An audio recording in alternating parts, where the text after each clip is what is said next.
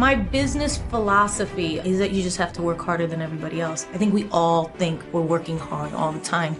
But I always tell my kids, they were like, yeah, we know you work hard. I'm like, no, it's not just I work hard. It's that I put in harder work than everybody else. I work harder and harder and harder and harder. And when everybody's sleeping, I'm doing more. I said, and that's what it takes to have that kind of success. It's just a relentless pursuit of creativity. When you're talking about success, personal or professional, there's different things. Professional, I think it's the people who put in the extra work. I put in a lot of extra work, and it gets tiring. It's not the easiest thing all the time, but I always notice that even within my own industry, the ones who work harder, the ones who stay later, the ones who just are willing to do whatever it takes to get the job done are the ones who wind up going far. As far as personal success, I think, it's about being happy. It's about being good and whole on your own first, a whole person on your own, so then you can share that happiness with other people in your life. And that takes work too. And when you put in that work on yourself by exercising, eating right, doing your affirmations, that's all loving yourself. Then you can be happy because you know that you're complete on your own, and then you can have as many friends and great relationships, healthy relationships, because you will only make good choices for yourself when you love yourself. Be proud of who you are, and don't ever be afraid to use your voice and get loud in the face of injustice. I believe that how you think, and I teach my kids this, your thoughts create your life, and so you have to think positive thoughts all the time. You have to force yourself to think positive thoughts at times. And so I do a lot of different affirmations. I'm open and receptive to all the goodness and abundance the universe has to offer.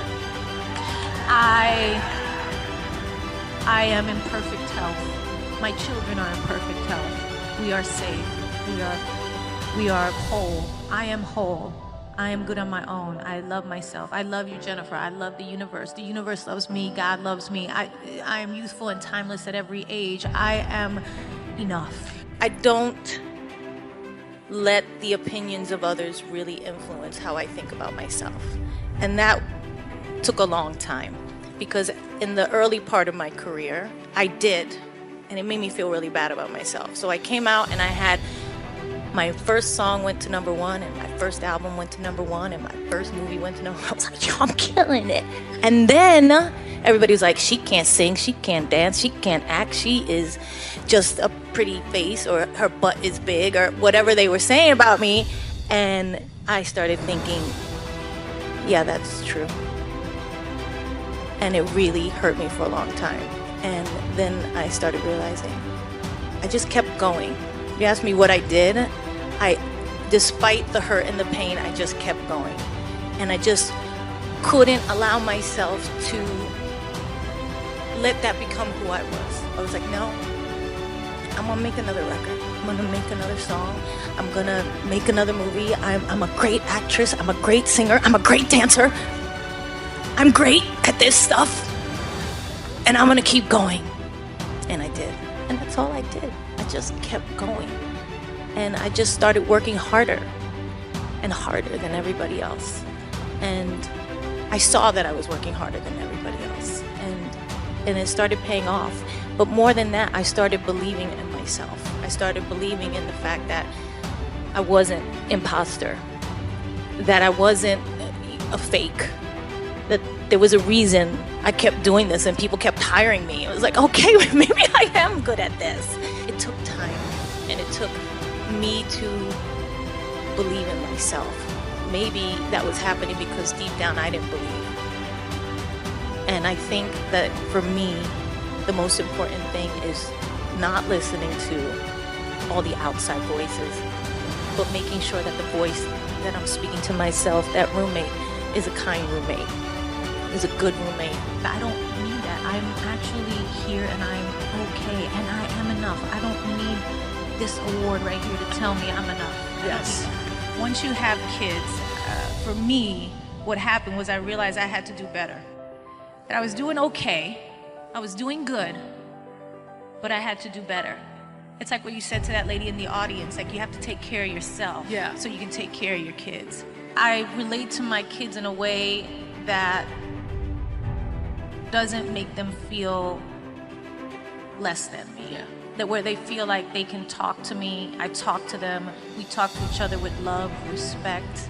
You know, I want to be around them, they want to be around me.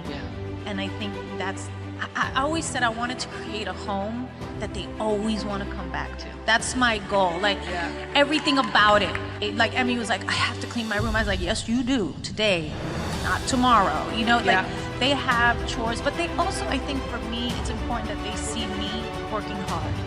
I try every day to teach my children to be kind and tolerant, to dream big, but most of all to love themselves and others unconditionally and without prejudice. Because when all is said and done, that really is the most important thing they could ever learn. I think it's a mindset of just continuing to realize that I'm still growing. And so long as I'm still growing, there's still somewhere to go, that there's more to journey, that just because I turned 50, it's not over. No, that's what I realized. It's not over. And then there's Jennifer the mom, and Jennifer the public person, and Jennifer, you know, all these other things. And yeah, I think I go through all of those silos and think about it. But in the end, for me, the artist always wins out because that's what I love to do. And at the end of the day, that is what I'm doing. I don't see it as like, this is a statement about my life or the things that I believe. I started out as an actress to play amazing roles and do different things and explore different ways of life and transform myself into different people. Like, I enjoy that. That's just so much fun for me. And just in little subtleties and nuances, you know, that I didn't, even though I knew I was playing a stripper who was drugging people and taking advantage of people and stealing, I found that exciting. I never let anybody kind of pigeonhole me or put me in a box of like, you can't do this or you can't do that. And every step of the way, people try to do that to you, especially when you're a woman. Now I feel like women, we're realizing we have all this worth and value and that we shouldn't be so quiet and on the sidelines. We're such nurturers and supporters and lovers that, you know, we were fine to kind of like help the guy out, you know what I mean? And help him be as successful as he can be. And now we're realizing, wait a minute, I have so much to offer. And I think we've known this for a while, but we haven't acted on it. And now we're acting on it. And now we're kind of living more out loud.